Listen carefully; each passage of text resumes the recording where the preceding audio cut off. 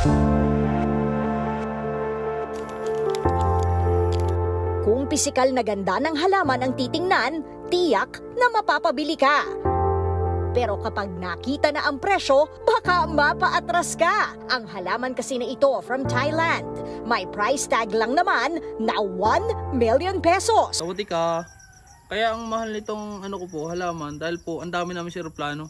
Ako lang po nagbayad pumunta dito sa Pilipinas, kaya bumawi na lang po ako dito sa halaman. Kaya sana po, bilhin nyo na po itong halaman ko dahil po wala po nito sa Pilipinas, sa Thailand lang po mayroon ito. Tingnan nyo po, panis, ganda no? Ang halamang iyan ay ibinida sa Plant Convergence, ang kauna-unahang pagkakataon na nagsama-sama ang ilang mga bansa sa Asia. Ipinakita rin doon ang iba pang nagmamahalang halaman.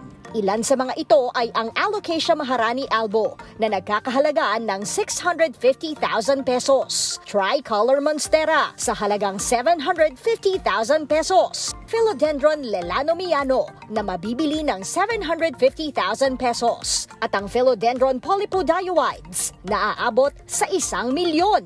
Kasama rin sa koleksyon ang pambato ng Pilipinas. Okay, bale, ito yung pinagmamalaki ng bansang Pilipinas. Ito yung tinatawag na Coco Melon Nut. Kasi bihira na lang ito sa Pilipinas makikita eh. Kahit pumunta ka sa ibang probinsya, wala ka na makikita ang ganito.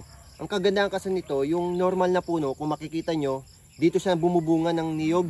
Itong ano naman, itong Coco Melon Nut, dito sa ilalim bumubunga. Ayan, kung mapapansin nyo, wala ka na po makikita niyan dito sa Pilipinas. Kaya kung ibebenta ko po ito, siguro mga 650k. Rare, mahirap mahanap at iilan lamang ang nagmamay-ari, kaya mahal ang mga halaman. Mahal po talaga yung mga binebenta kong halaman kasi napaka-rare nito sa Pilipinas. Ang kagandahan po nito, kahit duraan nyo po siya, hindi siya nababasa. Sampulan po natin, oh. Hindi siya nababasa, nalalaglag po siya. Bali, binebenta ko po ito per dahon. Nagkakahalaga po siya ng 750,000 po, isang dahon. At ito naman po 750,000. Kung bibilhin nyo po itong dalawa na to, magkakahalaga po siya ng 750,000 plus 750,000. Ayun, 1 million po.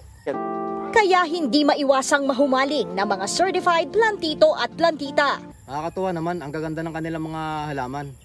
Parang halatang halata na, na panahon pa ng mga dinosaur. Sa totoo nga yan, may dala rin sana ako eh. Kaya lang di nila ako pinapasok. Kasi akala ko ako lang may tanim ng bayabas sa buong mundo eh. Yung pala, mayroon din pala sa ibang bansa.